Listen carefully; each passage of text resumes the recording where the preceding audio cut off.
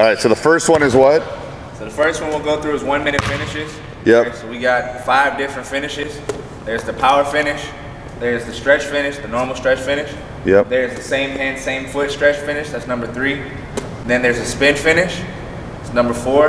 And number 5 is the sweep through. Remember the sweep through, you can either go high with the rainbow smacks or low with the football tech. So there's 2 different possibilities. Yeah, 2 different possibilities, but that's under the same move because it's basically the same footwork. And you do it from the left and the right? Do it from the left and the right. You alternate each side. So Okay, so why don't you demonstrate one of each? demonstrate one of each. All right, Okay. so going through with the power finish first. That's number 1. We'll roll it out off the catch. We're gonna do a reverse pivot. So we're gonna rip through. We're gonna lead with our heel. On the right side, on this side, we'll be dropping our left foot. Coming in. Right here, we're gonna land. Our feet wide in the shoulder width. Our shoulders will be parallel to the baseline. Putting the ball on the outside, going up and finishing the layup. That's keeping our shoulders. The ball extended out here, so if the defender's on the inside of us, we go finish and keep the ball away from the defender. Okay. After I get my rebound on this side, make what it is, I'll roll it out to the opposite side, to the opposite elbow. Now I'll be dropping my right foot, leading with that heel again, coming in, make my layup. Okay, so fast motion on this side, here. All right, so that's our power finish. That's number 1. You want to do that first, Drew? You think you got that? Switch off. Yeah.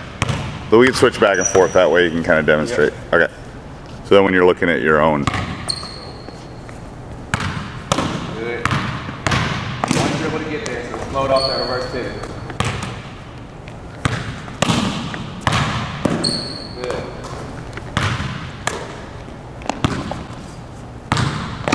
Power. Again, this is our power finish. So the important Good. thing to remember about these ones, our shoulders stay parallel to the baseline. Okay?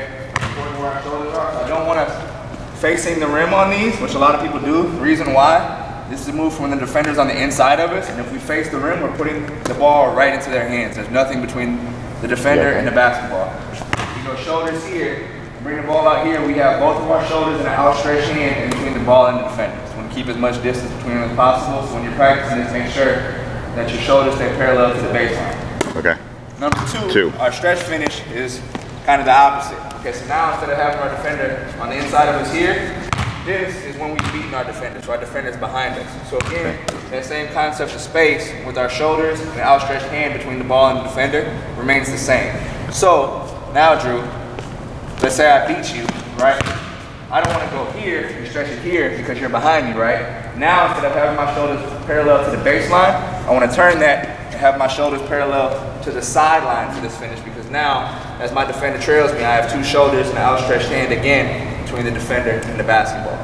So to go into this one, there's 2 different ways with footwork that you can do it. The first one is the hop. So on the hop, if you demonstrate that, again, we're going to reverse pivot into all our moves.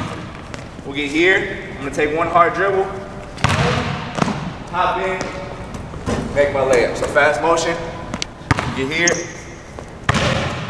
turn our shoulders, and finish. Notice as I come in, my shoulders turn. So I get here, I'll stretch the ball and make that finish.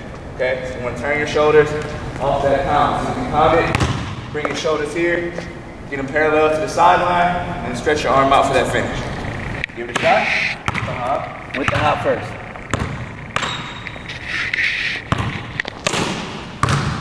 Good. Nice.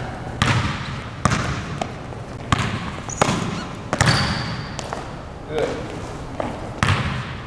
One more of those.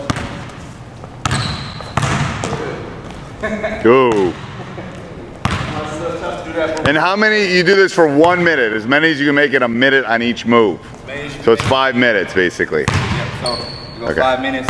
We'll take a minute in between. Sometimes people need a little bit longer when they first start if they're really out of shape. So Right. 1.5, sometimes even And you shoot free throws or something. But it's for conditioning, right? Instead of adding extra sprints or something like that, I just cut the time on the rest time in between.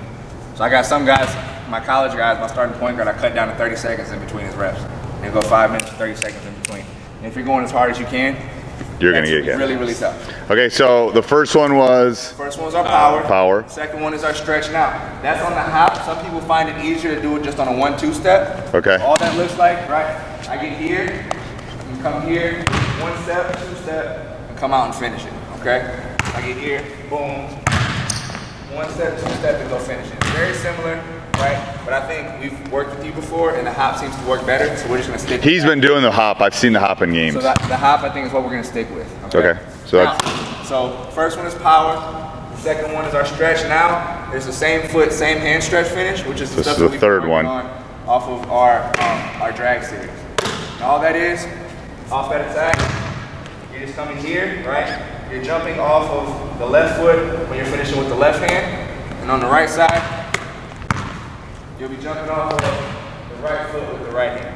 Okay, so it's just a quick and clever finish that kind of catches the defense off guard. You get it off quickly before the help side has time to come over and help over. Now, again, this one is when you've beaten that defender already. So you don't want to do it when they're in front of you on the side. A lot of times they can get there. So move 2 and 3 are when you got them on your butt. Exactly. Okay. So the first one's when they're on your hip. First one, okay. They're riding, driving them in, and then last second you come in. This one's for when you got to beat already. So you got past them, you need to make your finish. So the same foot, same hand stretch finish looks like this. Here. Just here. Right, real quick. I'm missing a lot of them right now because I'm not warmed up. And he's old. He's getting old.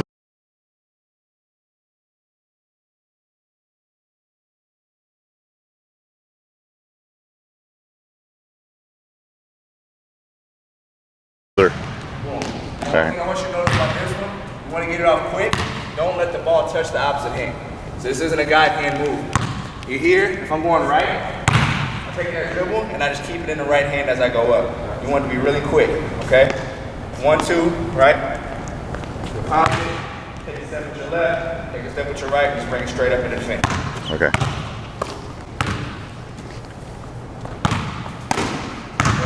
Good, just like that.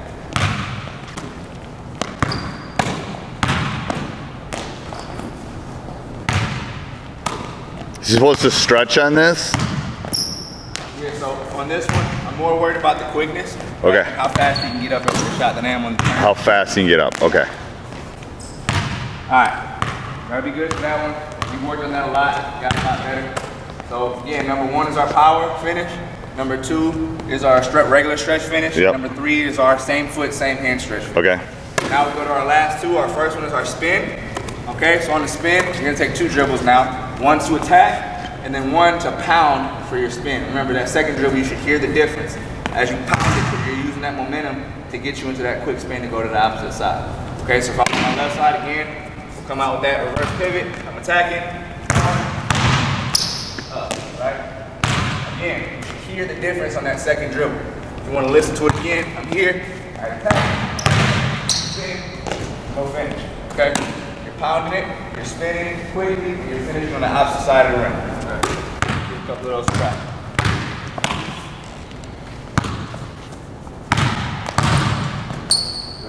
Now, one thing I'm going to tweak, okay? We haven't emphasized this, that's partially my fault, but one of the great things about these drills, rolling them out to yourself, you can work on your rip throughs. Like hundreds of reps per workout if you do it correctly. Explain what you mean by rip through for him. Right now, you're kind of catching, you're turning, you're getting set up. That's not really working on a game-like move, attacking the basket. What I mean by working on your rip through, we talked about seatbelt in the basketball, getting it from your shoulder to your chest, staying low, attacking the defender's hip, right, that outside hip. So when I get here, instead of just standing up, going off my rip, I'm gonna go. I'm gonna attack at game speed, I'm gonna stay low, I'm gonna imagine my defender in front of me, and I'm attacking that hip. Right, shoulder to hip. I'm seatbelting the basketball. I love that. I love that. The seatbelt thing is. Yeah. It's like Statue of Liberty, all that kind of stuff. Just like that. Seatbelt is a great way to think about it, Drew. Every single time you go through these, right, on both sides. If I'm going this way, right shoulder, boom, to left hip every single time. If you do that, you're working on your rip throughs and your sweeps every single time you're doing the reps. Not only are you working on your finishes or your shots, but you're also working on seatbelt. And the higher you go, the more you have to seatbelt because you're going to get it taken. Yep. Yeah. Yeah. All the time. Let's hit a couple of those. There you go. Good. One more. Very nice. Good. Now last one. Last one. All right, so we have our power finishes, our stretch finishes, our same foot, same hand stretch finishes, our spins, and now our sweep through is our fifth and final move that we're gonna go. Which kind of has two different things you can do. There's two slight variations that you can do with it, and I think that the reason why I keep it in the same one is that you find one that you're really good at and one that works best for you, and you stick with that.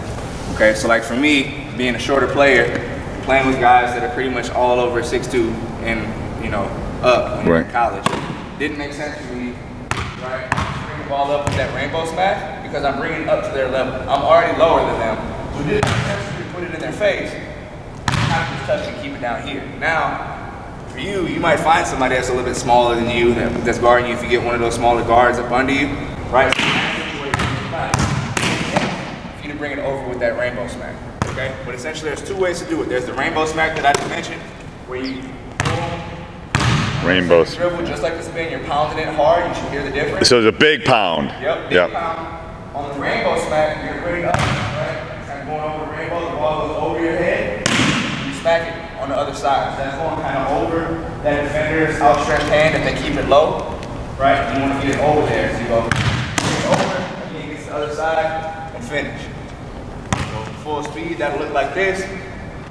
Here. Notice the ball comes over my head, and then I go finish. Now the other one, the football tuck, we're just gonna keep it low. So that one on that attack, right, you're low. On that pound, and tuck the ball like a running back. Get your hands over it like this, so that way if anybody smacks in there, you have control of the basketball, okay? Tuck it here, is the opposite side, and then bring it out to go into your finish, okay? You can choose, during this 1 minute, you can mix it up and do whatever you want until you kind of find your niche. Once you find one that you really want to go with, stick with that one.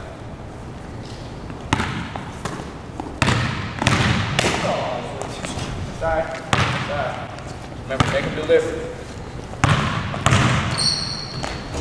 Elbows wide. In the football tuck it, elbows wide. Yeah, if that was a rainbow smack, it wasn't high enough. Good. So on that football tuck, right? If we have our hands on the ball here, come through like this, that ball can still get hit out of our hands. Can't have our hands behind the basketball, right? We literally have to tuck it. They're going to smack and pound and punch at the basketball the higher up you go, right? And if you don't tuck that basketball with both hands like a running back would, that thing is gonna come out. You're not gonna get that foul call the higher you go up, okay? Those little reach-ins and smackdowns, not gonna get them. So when I say tuck, I don't mean bring it close to your body and keep your elbows in. I mean tuck. Get your elbows out, right? Be aggressive with the basketball and seek out the contact if you have to, but you got to protect this rock. This is your baby. You can't let this go anywhere, okay? Tuck it, then bring it back out when you're ready to go finish.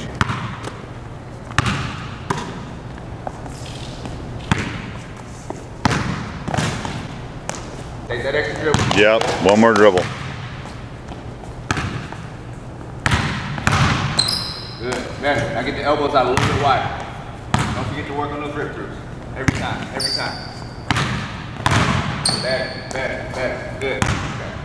So, those are our 5. Power finish, stretch finish, same foot, same hand stretch finish, the spin, and then the sweep through are the 5 for the 1 minute finishing drills. Again, remember, it's 1 minute on, and then as you get better, you lower that time for the break time in between.